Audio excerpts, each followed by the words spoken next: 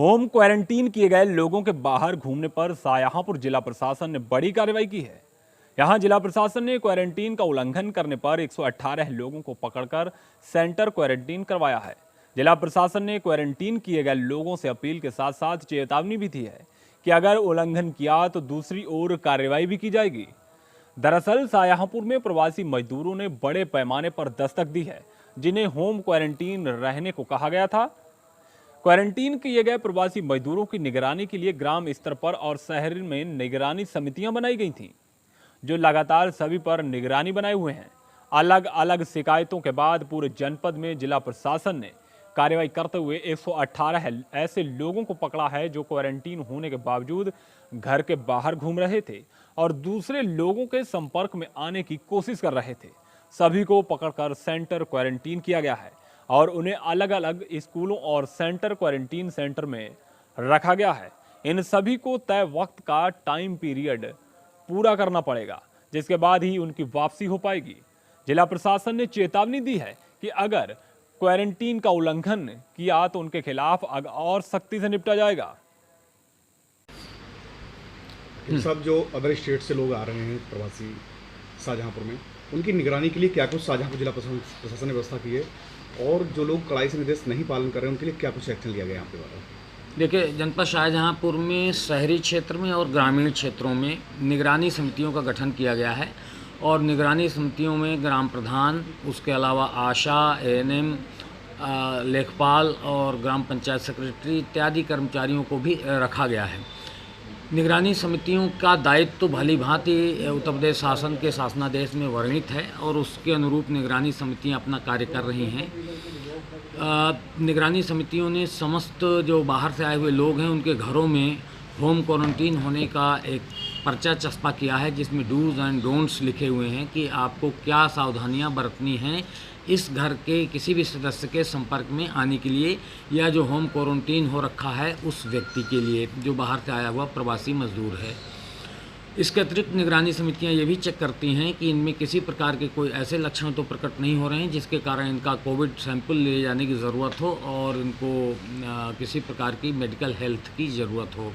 अच्छी बात यह है कि अधिकांश केसेस में गाँव के स्तर पर काफ़ी जागरूकता आ गई है और जिसके कारण लोग इस बात पे सहयोग कर रहे हैं और यहाँ तक कि अगर कोई चोरी छुपे या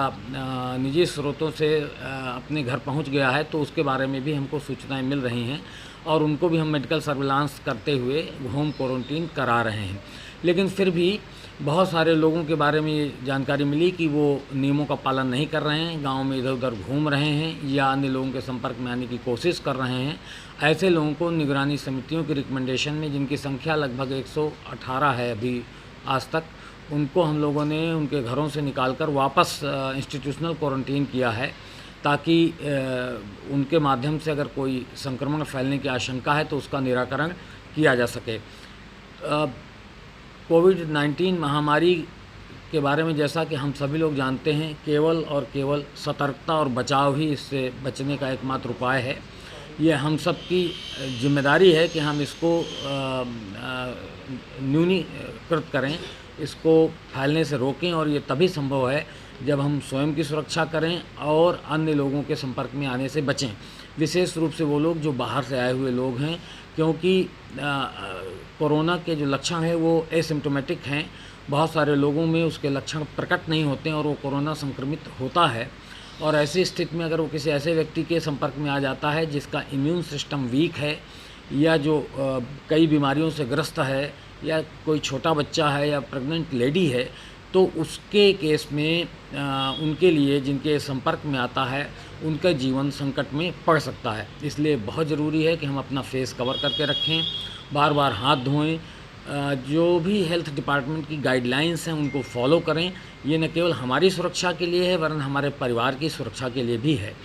यदि आप इसका पालन नहीं करेंगे तो सख्ती से निपटने के लिए हमारे पास पर्याप्त उपाय हैं। आपको इंस्टीट्यूशनल क्वारंटीन किया जाएगा, यदि आप फेस कवर नहीं करेंगे तो आपको जुर्माना लगाया जाएगा,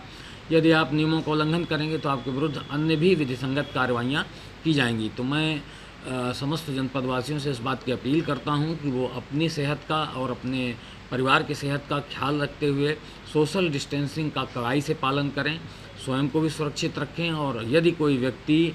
आगे आ रहा है, सोशल डिस्टेंसिंग नहीं कर रहा है, दूसरे के जीवन को खतरे में डाल रहा है, तो कृपया